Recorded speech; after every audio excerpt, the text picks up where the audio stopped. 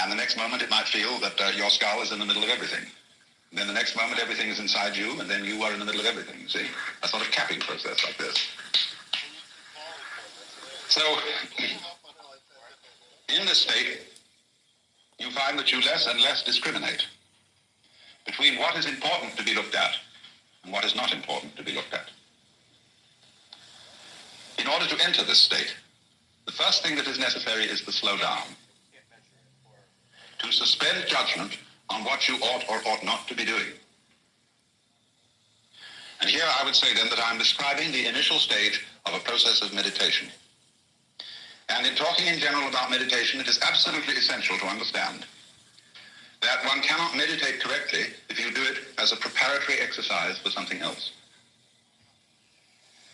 Meditation is not self-improvement. Do not enter into it under any such delusions. There is no one to be improved.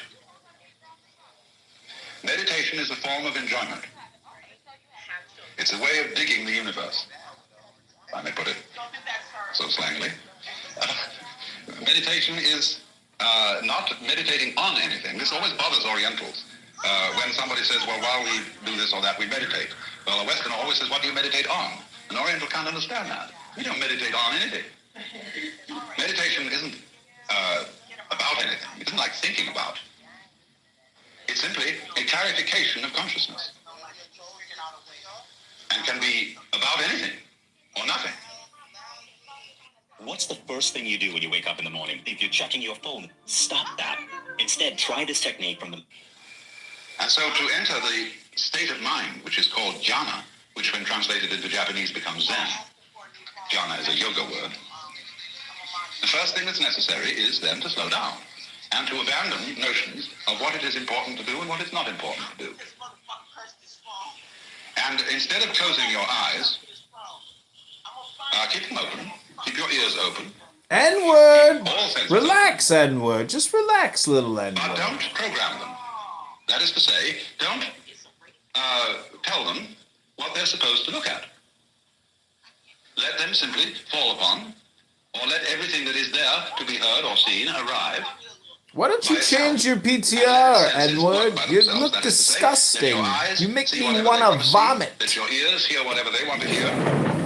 Let your nose smell whatever it wants to smell. And let your sense of touch feel whatever it wants to touch. And in general, let your mind do whatever it wants to do. Of course, as a matter of habit, the mind tends to be incessantly chattering. Words set up constant circuits, and one's skull is full of voices. They're not always your voice. Your mother's voice, your father's voice, your Aunt Matilda's voice, your teacher's voice is still talking to you when you think. And if you listen very carefully to your thoughts, you will hear other people in your head. Because you see, you are not you. You are an amazing collection of what George Herbert Mead called the interiorized others.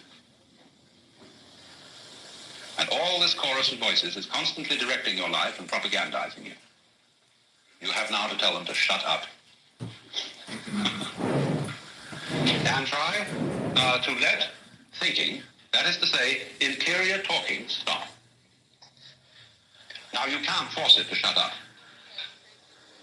And that is why one of the classical aids to meditation is concentration. To find something to focus the attention on so that the chattering will cease. And it should be something interesting. Something that is not interesting in the sense that you can think a lot of ideas about it, but something which is enormously fascinating for its purely sensuous aspects. The female form is not too appropriate for this purpose, nor the male form for women, if they find that very fascinating, because it has so much social junk attached to it, so many associations. So one inclines to choose something like jewelry, or a crystal, or a flower, or a purely abstract play of light patterns, or something like that, as what is called a support for contemplation. Something which you don't need to think about, but which you can look at enwrapped. And as you acquire this way of becoming wordlessly